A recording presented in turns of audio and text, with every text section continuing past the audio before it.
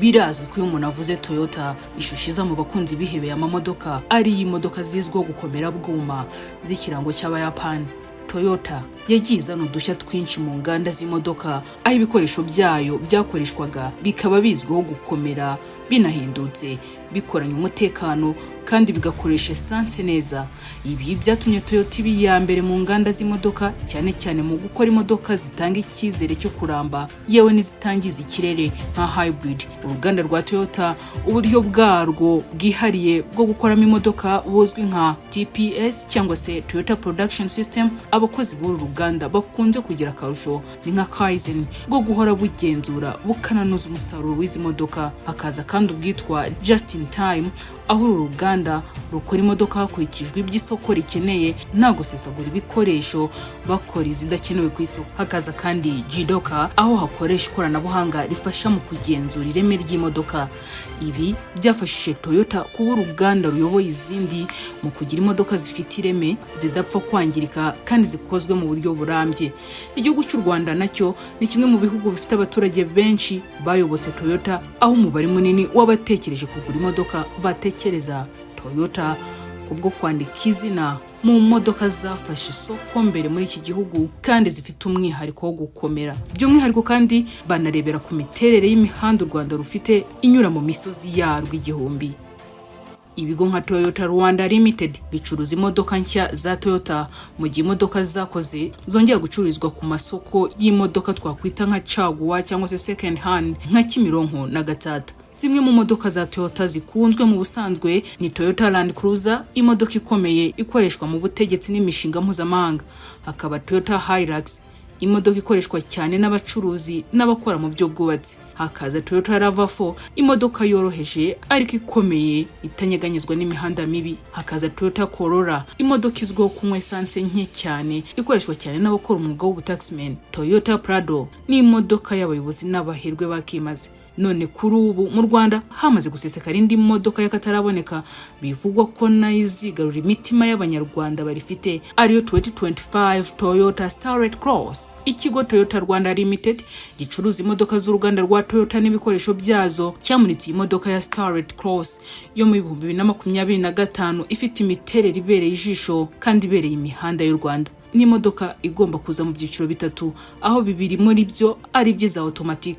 Ku mugoroba wo ku ya 30 Mutarama mu 2025 nibwo iyi modoka yamurikiwe ku mugaragaro i Kigali. Umuyobozi mukuru ushinzwe ubucuruzi muri Toyota Limited Alphonse Manager Abdul yavuze ko imodoka ifite umwimerere nk'uw'izindi modoka za Toyota zisanganywe cyane ko zose zihurizwa ku kuba ari imodoka zijyanye n'imiterere y'u Rwanda. Ati ni imodoka zije gufasha kuko ziri mu bwoko bw'izigiye hejuru kandi zihuta. Moteri yazo yaragabanyijwe kugira ngo byorohereze abanyarwanda gukoresha esanse nke. Twayizanye kugira ngo ibe igisubizo kuko igiciro cyayo kiri hasi ugereranyije n'igiciro cy'izindi twajyaga tuzana. Tuzayigurisha mu gihugu cy'u Rwanda no mu baturanyi barwo nka RDC, Uburundi, Sudani y'Epfo n'abandi. Izi modoka kano kanya ziri kuboneka aho Toyota isanzwe ikorera. Umuyobozi mukuru wa Toyota mu Rwanda Nenad Predrevak yashishikarije ibigo abikorera n'imiryango kugura iyi modoka kuko ikomeye kandi ko ibyikenera bidahenze yaborohereza ubuzima bwabo mu buryo bunyuranye.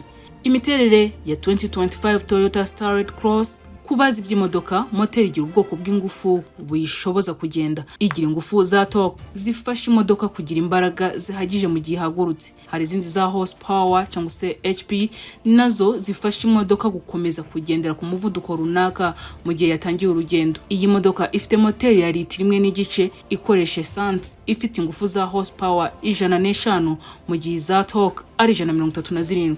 Iyi moteri kandi yohereza ingufu mu mapine y'imbere kugira ngo yihutishe imodoka izwi nka FWD. Iyi mikorere ya moteri ituma byoroshya imigendere y'imodoka mu mihanda myiza ariko ikaba yanahangana n'imihanda mibi. 2025 Startelt Cross ifite ubugari bwa metero 1.76, uburebure bwo kuva hasi ujya hejuru ni ubwa metero 1.55 mu gihe kuva imbere ujya inyuma ari metero 3.99. Intera iri hagati y'amapine y'imbere n'inyuma ni metero 2.52. Iyi modoka ifite airbags mu myanya y'imbere n'inyuma yewe no mu miryango zifasha mu kugabanya ingaruka z'impanuka, anti-lock braking system cyangwa se ABC butuma amapine adahita yifunga mu gihe habayeho gufata feri bihutiyeho. Ibi byorohereza umutwazi wayo kuyigenzura mu buryo bumworoheye. 2025 Startelt Cross ifite ikoranabuhanga rya Hill Start Assist rifasha imodoka kudasubira inyuma ihagurutse ahantu hazamuka cyane.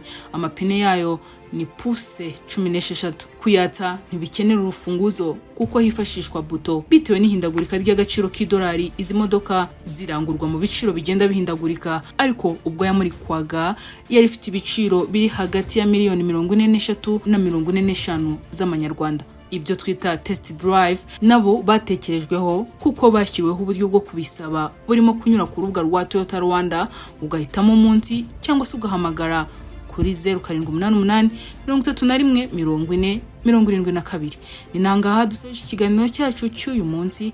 Mwakoze kubana natwe. Nge mwari muteze amatwi, ndi Benita Giraneza Uwera. Turabitsa ko igitekerezo cyanyu n'inyunganizi byanyu bidahejwe hano kuri BGU Space.